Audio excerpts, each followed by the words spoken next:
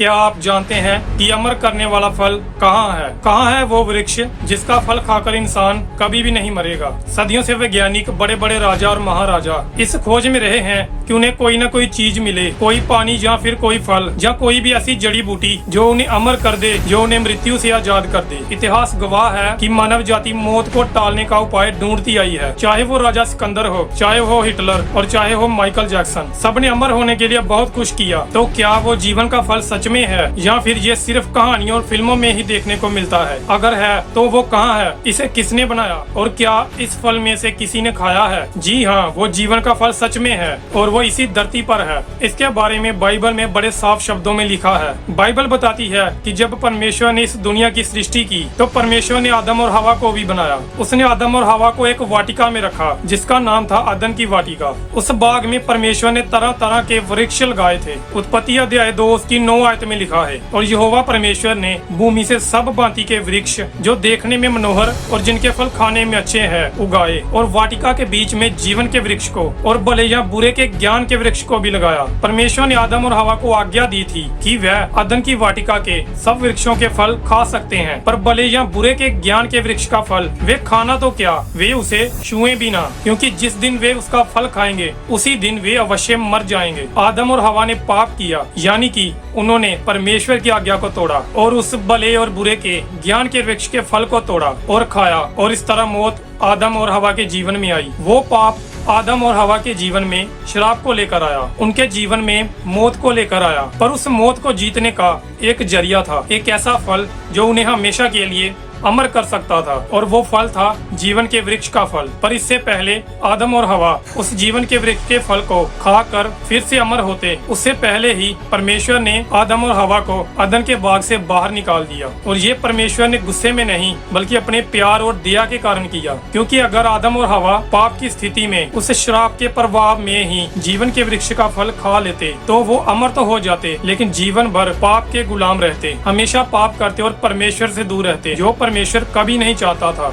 इसलिए परमेश्वर ने उन्हें अदन की वाटिका से बाहर निकाल दिया, फिर अपने बेटे यीशु मसीह को कुर्बान किया, जिसने हम सबके पापों को अपने ऊपर ले लिया और क्रूस पर अपनी जान देकर हमें इस आदम और हवा के पाप से और शराब से आजाद किया। और अब हमें आदम और हवा के शराब से आजाद करने के बाद परमेश्वर हमें अमर करेगा, हमें इस जीवन के वृक्ष में से खाने को देगा, ताकि हम हमेशा हमेशा के लिए परमेश्वर के साथ आनंद में अनंत जीवन को बिताएं। इसके बारे में बाइबल में उत्पत्ति अध्याय 3 उसकी 22 आयत में लिखा है, फिर यहोवा परमेश्वर ने कहा, मनुष्य भले या बुरे के ज्ञान को पाकर हम में से किसी एक के समान हो गया है, इसलिए ऐसा ना हो कि वे हाथ बढ़ाकर जीवन के वृक्ष के फल को तोड़कर खा लें और सदा जीवित रहे। इसीलिए यहोवा परमेश्वर ने उन्हें अदन की वाटिका से बाहर निकाल दिया कि वह भूमि पर खेती करे जिसमें से वह बनाया गया था। उत्पत्ति अध्याय 3 उसकी 24 आयत में लिखा है, इसलिए आदम को उसने निकाल दिया और जीवन के वृक्ष के मार्ग का पहरा देने के लिए अदन की वाटिका के पूर्व की ओर क्रूबों को और चारों ओर घूमने वाली ज्वाला में तलवार को भी नियुक्त कर दिया। वो अदन का बाग, वो अदन की वाटिका इस धरती पर ही है, और आदम को उस वाटिका से बाहर निकाला गया था, इस धरती से बाहर नहीं निकाला गया था। आदम और हवा को परमेश्वर ने इस धरती पर बनाया था, इसी धरती पर रहने के लिए परमेश्वर ने उन्हें बनाया था। तो अगर स्वर्गदूत उस समय वाटिका के उस जीवन के वृक्ष की रक्षा करते थे, तो क्या स्वर्गदूत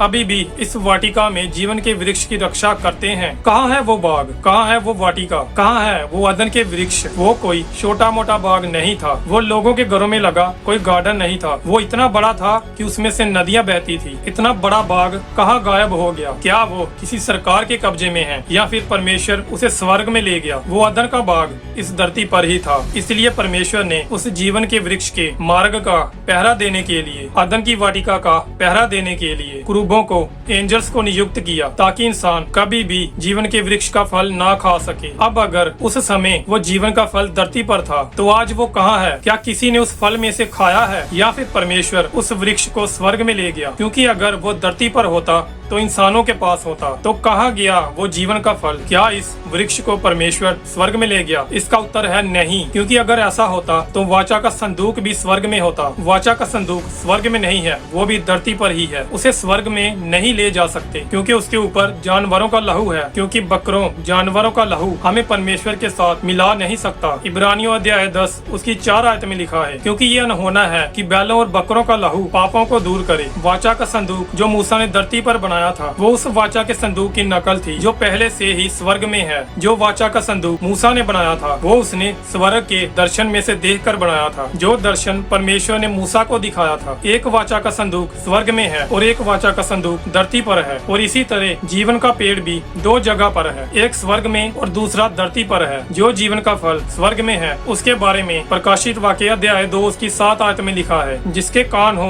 वह सुन ले कि आत्मा कलीसियाओं से क्या कहता है। जो जय पाए मैं उसे उस जीवन के पेड़ में से जो स्वर्ग लोक में है फल खाने को दूंगा। ये जीवन का पेड़ स्वर्ग में है। और अब जो जीवन का पेड़ धरती पर था वो कहाँ है? वो जीवन का पेड़ धरती के नीचे है। वो जीवन का पेड़ अदन की वाटिका के सारे वृक्ष, अदन की वाटिका के सारे वृक्ष धरती के नीचे। इसके बारे में यहिजकील अध्याय 31 उसकी 16 आयत में लिखा है, जब मैंने उसको कब्र में गड़े हुए के पास अधोलोक में फेंक दिया तब उसके गिरने के शब्द से जाति जाति थरथरा गई। तब अदन के सब वृक्ष अर्थात लबानोन के उत्तम उत्तम वृक्षों ने जितने उससे जल पाते हैं उन सबों ने अधोलोक में शांति पाई। यहिजकील 31 अध्याय उसकी 18 आयत में लिखा है। इसलिए महिमा और बड़ाई के विषय में अदन के वृक्षों में से तू किसके समान है? तू तो अदन के और वृक्षों के साथ अधोलोक में उतारा जाएगा। क्या आप जानते हैं कि धरती के नीचे कोठरियां हैं? धरती के नीचे कलश और मेंटल के बीच में खाली जगह है, एक गैप है। अगर आप अय्यूब की पुस्तक को पढ़ें तो उसमें साफ साफ लिखा है कि समुद्र के नीचे दरवाजे हैं, धरती के नीचे पहाड़ों के नीचे कमरे बने हुए हैं। जो बाइबल की आयतें हमने पढ़ी हैं वो साफ साफ बताती हैं कि अदन के वृक्ष धरती के नीचे हैं। नूह के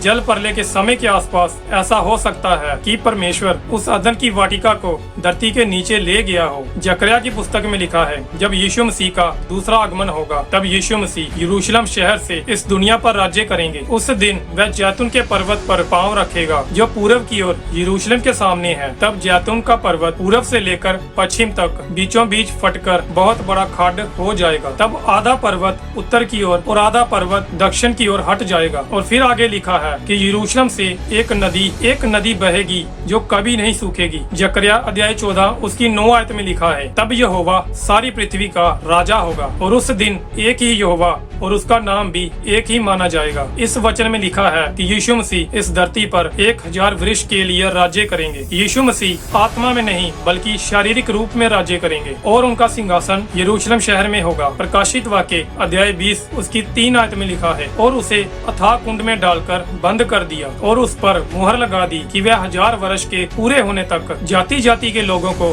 फिर ना भरमाए। ये वही 1000 के साल का समय होगा जब यीशु मसीह इस धरती पर राज्य करेंगे। और उस समय परमेश्वर धरती के नीचे से उन अदन के वृक्षों को बाहर निकालेगा और उस समय परमेश्वर के सिंहासन से नदी निकलेगी जिसके किनारों पर वृक्ष लगेंगे। यहिजकील अध्याय 47 उसकी 12 आयत में लिखा है, नदी के दोनों किनारों पर भांति भांति के खाने जोगे फलदायी वृक्ष उगेंगे जिनके पत्ते ना मुरझाएंगे और उनका फलना भी कभी बंद ना होगा, क्योंकि नदी का जल पवित्र स्थान से निकलता है। उनमें महीने महीने नए नए फल लगेंगे। उनके फल तो खाने के और पत्ते औषधि के काम आएंगे। ये वृक्ष चंगा करने वाले वृक्ष होंगे। इनका फल खाने से लोग चंगे होंगे, उनके पत्तों से लोग चंगे होंगे। ये वचन बताता है कि उस समय ऐसे लोग भी होंगे जिनको चंगाई की जरूरत होगी, यानी कि वो लोग हमारे जैसे शरीर में ही होंगे, क्योंकि ये सब रैप्चर के बाद ही होगा। रैप्चर का मतलब है जब यीशु मसीह अपनी कलीसिया को लेने आएंगे और जो धर्मी लोग होंगे जो यीशु मसीह में होंगे वे सब हवा में उठा लिए जाएंगे। जब यीशु मसीह इस धरती पर राज्य करने के लिए आएंगे तब परमेश्वर अदन के वृक्षों को धरती के नीचे से बाहर निकालेगा और तब लोग उन वृक्षों के फलों को खाकर अमर रहेंगे। जब यीशु मसीह इस धरती पर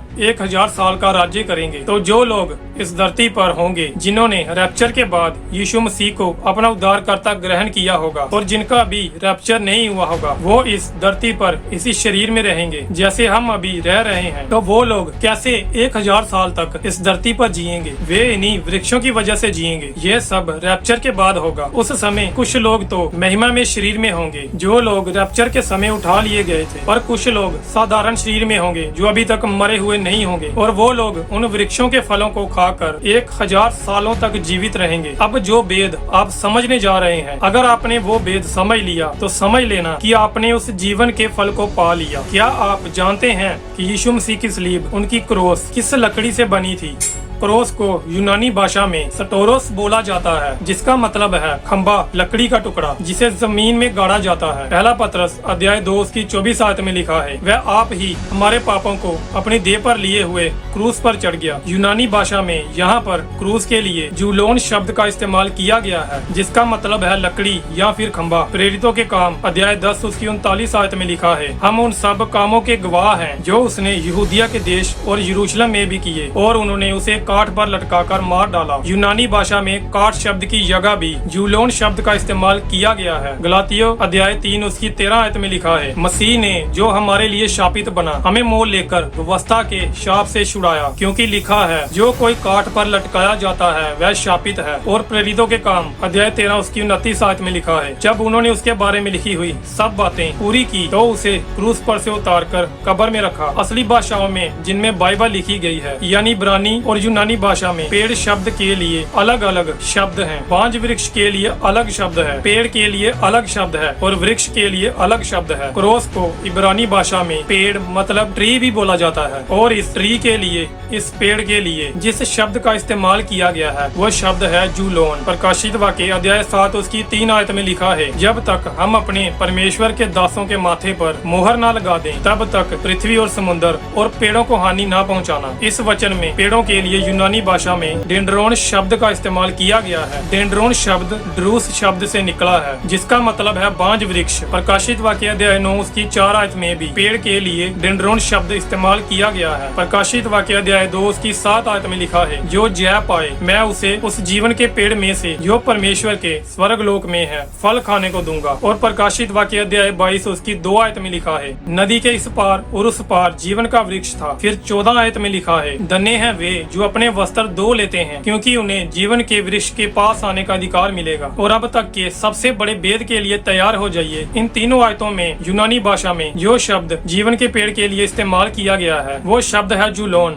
मतलब जिसका मतलब है जीवन का पेड़, जीवन का ट्री ऑफ लाइफ। क्या आप जानते हैं जूलोन शब्द और कहाँ इस्तेमाल किया गया है? तो जूलोन शब्द यीशु मसीह के क्रूस के लिए इस्तेमाल किया गया है। पहला पतरस अध्याय 2 उसकी 24 आयत में लिखा है, वह आप ही हमारी पापों को अपनी देह पर लिए हुए क्रूस पर चढ़ गया। जीवन के पेड़ के लिए कोई और शब्द भी इस्तेमाल किया जा सकता था, लेकिन जीवन के पेड़ के लिए जूलोन शब्द ही इस्तेमाल किया गया है। तो आज जीवन का पेड़, जीवन का जूलोन कहाँ पर है? वो है यीशु मसीह की क्रूस। तो अगर आप जानना चाहते हैं कि जीवन का पेड़ कहाँ है, तो बस यीशु मसीह के क्रूस की तरफ देखें। वही है जीवन का पेड़, वही है जीवन का फल, वही है चंगाई का स्रोत, वही है आशीष का स्रोत, वही है अनंत जीवन, वही है अमर करने वाला फल, वही है अमर करने वाला सोता। तो आज क्यों ना हम इधर उधर भटकने की बजाय उस जीवन के फल को अपनाएं, यीशु मसीह को अपनाएं, उसे अपना उद्धारकर्ता ग्रहण करें और उस अनंत जीवन को पाएं जो परमेश्वर ने अपने प्रेम रखने वालों के लिए रखा है। यूहन्ना अध्याय 14 उसकी 6 आयत में लिखा है, यीशु ने उससे कहा, मार्ग, सत्य और जीवन मैं ही हूँ, बिना मेरे द्वारा कोई पिता के पास नहीं पहुँच सकता। बाइबल में भजन संहिता अध्याय 34 उसकी 8 आयत में लिखा है, परख कर देखो